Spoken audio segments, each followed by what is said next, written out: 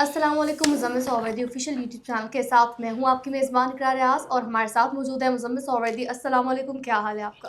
وعلیکم السلام. بالکل ٹھیک. آپ سنائیں کیسی طبیعت ہے؟ میں ٹھیک ہوں, اللہ پاک کا شکر ہے. سر آئی ایم شیور کہ ہمارے ناظرین بھی خیریت سے ہوں گے.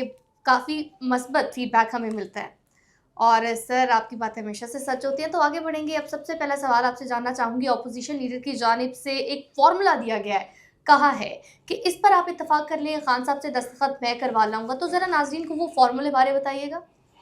وہ کہتے ہیں کہ حکومت مستعفی ہو جائے, قومی حکومت بنا دیں تو میں عمران خان سے دستخط کرا لاؤں گا. تو یہ حکومت گھر چلی جائے, قومی حکومت بن جائے تو عمران خان کے دستخط کی ضرورت کیا ہے؟ اس کا مسئلہ حل ہو گیا. مطلب یہ کون سی ایسی چیز ہے جس پر حکومت کو عمران خان کے دستخطوں کی ضرورت ہوگی؟ مطلب آپ بات سنیں, کوئی مطلب پہلے حکومت گھر چلی جائے, پھر اور ان کی جگہ ایک قومی حکومت بن جائے, اور اس کے بعد عمران خان کے دستخط کرائیں گے تو اس کے بعد عمران خان کے دستخطوں کی ضرورت کیا ہے؟ مطلب محمود خان اچکزئی صاحب نے ایک ناقابل عمل فارمولا دیا ہے. کوئی حکومت گھر جانے کے لیے نہیں آتی اور کوئی قومی حکومت نہیں بن رہی. قومی حکومت بننی ہے تو جو پی ٹی آئی پارلیمنٹ میں موجود ہے وہ حکومت میں شامل ہو جائے, شراکت اقتدار کر لے, 4 وزارتیں لے لے, قومی حکومت بن جائے گی. پیپل پارٹی پہلے ہے, پی ٹی آئی بھی آ جائے, قومی حکومت بن گئی. لیکن وہ تو قومی حکومت وہ والی چاہتی ہے نا جس کا وزیر اعظم عمران خان ہو. کیا کہ قومی حکومت وہ قبول ہے جس کا وزیر اعظم شہباز شریف ہو. میرا ذاتی طور پہ خیال ہے کہ محمود خان اچکزئی صاحب نے ایک ناقابل عمل فارمولا دیا ہے جس پر گفتگو ہی نہیں ہو سکتی. مطلب کوئی حکومت بھی اپنے گھر جانے پر تو گفتگو نہیں کرتی نا. آپ کہیں گے جی آپ پہلے استعفیٰ دیں پھر میں آپ سے بات کروں گا. بھی جب انہوں نے استعفیٰ ہی دے دیا تو پھر آپ بات کرنے کی کیا ضرورت ہے؟ وہ کہتے ہیں پہلے آپ مجھے وزیر اعظم بنائیں پھر میں بات کروں گا. جب آپ کو وزیر اعظم ہی بنا دیا تو پھر بات کرنے کی کیا ضرورت ہے؟ میرا ذاتی طور پہ خیال ہے محمود خان اچکزئی صاحب کے پاس مذاکرات کا کوئی مینڈیٹ نہیں ہے, اور انہوں نے چونکہ ان کے پاس مذاکرات کا کوئی مینڈیٹ نہیں ہے تو انہوں نے ایک ناقابل عمل فارمولا دیا ہے جس پر میرے خیال میں کوئی بات ہو ہی نہیں سکتی. تو مزمل صاحب ان کی جانب سے ایک اور دعویٰ کیا گیا ہے کہ تحریک تحفظ اہل پاکستان پہلا ایسا اتحاد ہے جو کہ جاسوسی اداروں کی مدد کے بغیر, ان کے اشاروں کے بغیر بنا ہے. کیا واقعی سچ ہے؟ اچھا, محمود خان اچکزئی صاحب نے پاکستان کی سیاسی تاریخ میں تمام اتحادوں میں رہے ہیں. مطلب میں آپ کو بتاؤں 1981 میں movement for restoration of democracy میں تھے, ایم آر ڈی میں تھے, 2000 میں اے آر ڈی میں تھے, اتحاد برائے بحالی جمہوریت. اس کے علاوہ وہ 2007 میں ایک جو وکلا کی بحالی کی تحریک کے لیے اتحاد بنا تھا اس میں شامل تھے. 2010 میں وہ ایک اتحاد تھا جمہوریت کی بحالی اور غیر رسمی کے لیے, اس میں تھے جس نے پھر 18ویں ترمیم بنائی تھی. پھر اس کے بعد وہ 2018 میں عمران خان کی حکومت کے خلاف جو پی ڈی ایم کا اتحاد بنا تھا اس میں شامل تھے. 2020 میں جو پی ڈی ایم دوبارہ بنی وہ اس میں شامل تھے. تو انہوں نے پاکستان کی سیاسی تاریخ میں مختلف اتحادوں میں شمولیت رہی ہے. محمود خان اچکزئی ہر اتحاد کا حصہ رہے ہیں. اب وہ یہ کہتے ہیں کہ پاکستان کا پہلا اتحاد ہے جو جاسوسی اداروں کی مدد کے بغیر بنا ہے. میرا یہ موقف ہے کہ محمود خان اچکزئی جن درجنوں اتحادوں میں شامل رہے ہیں پاکستان کی سیاسی ایک لمبی سیاسی تاریخ میں, اگر وہ سارے جاسوسی اداروں نے بنائے تھے تو محمود خان اچکزئی بھی ان میں کیوں شامل تھے؟ پھر اس کا مطلب ہے کہ محمود خان اچکزئی پچھلے 30 سال سے پاکستان میں جاسوسی اداروں کی, حساس اداروں کی سیاست کرتے رہے ہیں, اور اب انہوں نے وہ چھوڑ دیا ہے تو وہ پچھلی اپنی ساری سیاست پر معافی مانگ لیں. کیونکہ اگر تو وہ یہ کہتے ہیں کہ جی یہ جو اتحاد ہے نا تحریک تحفظ آئین, یہ پاکستان کی تاریخ کا پہلا اتحاد ہے جو جاسوسی حساس اداروں یا آئی ایس آئی یا ان کی مدد کے بغیر بنا ہے. تو میرا یہ سوال ہے کہ وہ اس سے پہلے جتنے بھی اتحادوں میں رہے ہیں ان کا بھی تو ہمیں بتائیں نا کہ ان کو کس جاسوسی اداروں نے کہا تھا کہ اس اتحاد میں شامل ہو جائیں. تو میرا خیال ہے کہ وہ یا جھوٹ بول رہے ہیں یا وہ اس سے پہلے آئی ایس آئی کے ٹاؤٹ نمبر 1 رہے ہیں, کیونکہ اتنے اتحادوں میں وہ رہے ہیں اور وہ کہتے ہیں وہ سارے اتحاد آئی ایس آئی نے بنائے ہیں, جاسوسی اداروں نے بنائے ہیں. آپ کیوں ان کا ممبر تھے؟ آپ ممبر تھے تو پھر آپ جاسوسی اداروں کے لیے کام کر رہے تھے. تو پھر آپ اسی لیے ان اتحادوں کا ممبر تھے، ورنہ آپ کیوں، ورنہ وہ آپ اس کے ممبر نہ ہوتے. آپ کہتے ہیں میں تو پاکستان میں آج تک کسی جاسوسی ادارے کے اتحاد میں نہیں رہا، یہ پہلا اتحاد ہے جس میں بھئی آپ ہر اتحاد میں موجود ہوتے ہیں، اور آپ کے مطابق ہر اتحاد جاسوسی اداروں نے بنایا، تو آپ اس کے ممبر کیوں رہے؟ ٹھیک ہو گیا. مزمل صاحب آگے بڑھوں گی اور آپ سے جاننا چاہوں گی سی ایم کے پی کی جانب سے ہری پور میں جلسے سے خطاب کرتے ہوئے بڑے انٹرسٹنگ ریمارکس دیے گئے ہیں. تو اب یہ کن تیاریوں میں ہے، کن شکلوں میں، کیا دوبارہ خدا نخواستہ 9 میں برپا کرنا چاہ رہے ہیں؟ ٹھیک ہے، انہوں نے کہا ہے کہ مرنے کے لیے تیار ہو. ہوں عشق عمران میں آپ سب مرنے کے لیے، انہوں نے لوگوں سے پوچھا ہے آپ عشق عمران میں مرنے کے لیے تیار ہو. اس کا مطلب ہے وہ لوگوں کو مرنے مارنے کے لیے تیار کر رہے ہیں. جب وہ کہہ رہے ہیں کہ لوگوں آپ عشق عمران میں مرنے کے لیے تیار ہو، تو وہ لوگوں سے موت کا حلف لے رہے ہیں.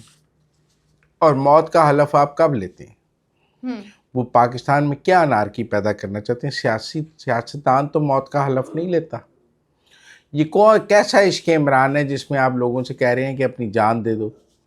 آپ لوگوں سے جان کیوں مانگ رہے ہیں؟ آپ کیا خون خرابہ ملک میں کرانا چاہتے ہیں جو آپ عشق عمران میں لوگوں سے جان مانگ رہے ہیں؟ کیا ایک اور 9 مئی کرنا چاہتے ہیں؟ کیا ایک اور 26 نومبر کرنا چاہتے ہیں؟ یا کوئی اور سامنے مشرق پاکستان کرنا چاہتے ہیں؟ آپ کیا کرنا چاہتے ہیں جو لوگوں سے جان کا حلف لے رہے ہیں؟ یہ سوال بہت جائز ہے، کیونکہ سیاستدان کبھی موت کا حلف نہیں لیتا. موت کا حلف تو دہشت گرد تنظیمیں لیتی ہیں، اپنے آپریٹو سے، اپنے دہشت گردوں سے، اپنے جو سوئسائڈ بامبر سے، یا اپنے اور لوگوں سے وہ دہشت گردوں سے، وہ اپنے کمانڈو سے لیتی ہیں کہ جی آپ موت کا حلف دیں، آپ مر جائیں گے. یہ سیاسی جماعتوں نے کبھی اپنے کارکنوں سے موت کا حلف لیا ہے؟ کبھی ان سے کہا آپ مرنے کے لیے تیار ہو؟ میں تو حیران ہوں کس طرف لے کے جانا چاہتے ہیں یہ پاکستان کی سیاست کو دوبارہ. مزمل صاحب اسٹریٹ موومنٹ کی بات کریں تو سی ایم کے پی کی جانب سے ہزارہ سے اسٹریٹ موومنٹ کا آغاز کر دیا گیا ہے. تو سوال بڑا سیدھا ہے، ہزارہ کو ہی کیوں چنا گیا ان کی جانب سے؟ نہیں، اس سے پہلے لاہور آئے ہیں، کراچی ہیں، پشاور ہیں، وہ تو ہر جگہ جا رہے ہیں. ہزارہ میں وہ الیکشن ہارے ہیں تو اس لیے، لیکن ہزارہ میں سیاسی جلسہ پی ٹی آئی کا اچھا ہوا ہے. ہم یہ نہیں کہہ سکتے بلکہ کہ ان کا کراچی سے بڑا جلسہ ہزارہ میں ہوا ہے. عمر ایوب صاحب جو عدالتی مفرور ہیں، جو مطلوب ہیں پاکستان کی عدالتوں کو بھی، اور پاکستان ان کی گرفتاری کے وارنٹ نکلے ہوئے ہیں اور سزا یافتہ ہیں، انہوں نے بھی اس جلسے سے خطاب کیا ہے. اور کے پی کی پولیس نے انہیں گرفتار نہیں کیا ہے، حالانکہ کے پی کی پولیس کو انہیں گرفتار کر کے پنجاب کی پولیس کے حوالے کرنا چاہیے تھا. لیکن ٹیکنیکل بات یہ ہے کہ وہ پورے پاکستان میں جا رہے ہیں، اس میں ہزارہ میں بھی گئے ہیں. ہزارہ کا جلسہ میں سمجھتا ہوں پشاور سے اچھا ہوا ہے، باقی جگہوں سے اچھا ہوا ہے. لیکن ہزارہ میں مسلم عمر ایوب صاحب کو حال ہی میں شکست ہوئی ہے، اور وہاں سے بابر نواز جیتے ہیں، وہاں مسلم لیگ نون نے اپنی پاپولیرٹی ثابت کی ہے. تو مزمل صاحب بیرسٹر گوہر کی جانب سے اسی جلسے سے خطاب کرتے ہوئے کہا گیا کہ ہمارا ایک نہیں بلکہ 2 بار مینڈیٹ چوری ہوا ہے. تو دوسری بار یہ جو مینڈیٹ چوری ہوا ہے یہ کب کا واقعہ ہے؟ یہ جب محمود خان اچکزئی صاحب قائد حزب اختلاف بنے، پی ٹی آئی کا مینڈیٹ چوری ہو گیا نا. دیکھیں قائد حزب اختلاف تو پی ٹی آئی کا ہونا چاہیے، وہ بن گئے محمود خان اچکزئی. تو محمود خان اچکزئی نے پی ٹی آئی کا مینڈیٹ چوری کر لیا نا. تو وہ صحیح کہہ رہے ہیں، اصل میں تو قائد حزب اختلاف بیرسٹر گوہر کو بننا چاہیے، وہ چیئرمین ہے پی ٹی آئی کے. یا پی ٹی آئی سے کیسے بننا چاہیے؟ جب قائد حزب اختلاف کا محمود خان اچکزئی کا نوٹیفیکیشن ہو گیا تو پی ٹی آئی کا مینڈیٹ چوری ہو گیا، اور وہ چوری ہو کر تو پختونخوا ملی پارٹی میں نکل آیا. جو نوٹیفیکیشن لینے تو یہ گئے تھے، پر چوری تو ہو گیا نا مینڈیٹ. اپنے مینڈیٹ چوری ہونے کا نوٹیفیکیشن لینے گئے تھے. باقی ہو سکتا ہے وہ عمر ایوب کی سیٹ کا بھی بات کر رہے ہوں، لیکن میرا خیال ہے محمود خان اچکزئی کے نوٹیفیکیشن کی ان کا مینڈیٹ ضرور پی ٹی آئی کا چوری ہوا ہے. تو مزمل صاحب محمود خان اچکزئی صاحب پیر کے روز قومی اسمبلی میں بطور اپوزیشن لیڈر خطاب کریں گے. پھر ہم نے دیکھا کہ اسپیکر قومی اسمبلی سردار آزادی کی جانب سے لاہور میں میڈیا سے گفتگو کرتے ہوئے کہا گیا کہ فلور پر نہ تو افواج پاکستان اور نہ ہی عدلیہ کے خلاف کوئی بھی بیان یا خطاب دینے کی اجازت ہوگی.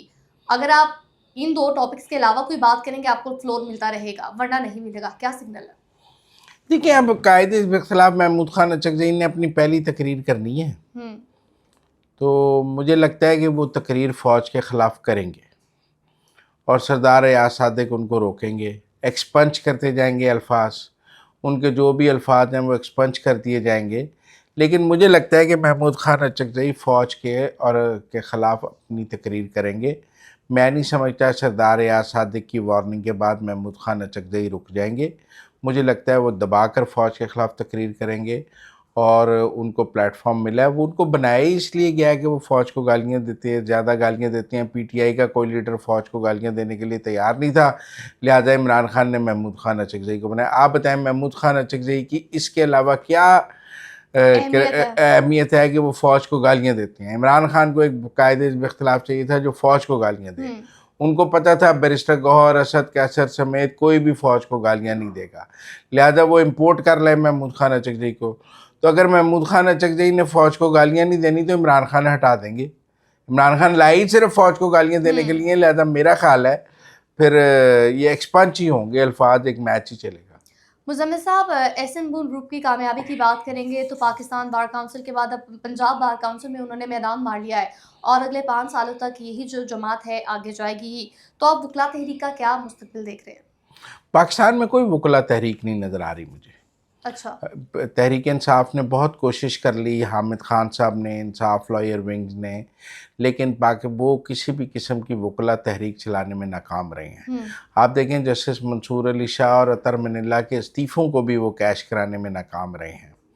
شمس مرزا کے استعفے کو بھی کیش کرانے میں ناکام رہے ہیں.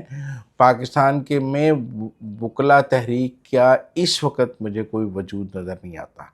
مجھے نہیں لگتا پاکستان میں کوئی وکلا تحریک نہیں چل رہی ہے. وکلا میں تقسیم ہے, ایس این بون گروپ نے اپنی کامیابی ثابت کی ہے, کہیں کہیں حامد خان کا گروپ بھی جیت رہا ہے, لیکن وکلا تحریک کا کوئی امکان نہیں, کوئی چانس نہیں. انہوں نے کانفرنس بھی کی ہے, سیمینارز بھی کیے ہیں, سہیل افریدی کو بھی لاہور ہائی کورٹ بار میں بلایا ہے, لیکن وکلا تحریک کا کوئی ماحول تمام پاکستان کوششیں بے سود رہی ہیں. بے سود رہی, کوئی وکلا تحریک کا ماحول نہیں بن رہا ہے. تو ناظرین, اب تک کے لیے اتنا ہی. اپنے قیمتی فیڈ بیک سے ضرور آگاہ کیجیے گا اور لائک شیئر سبسکرائب ضرور کیجیے گا.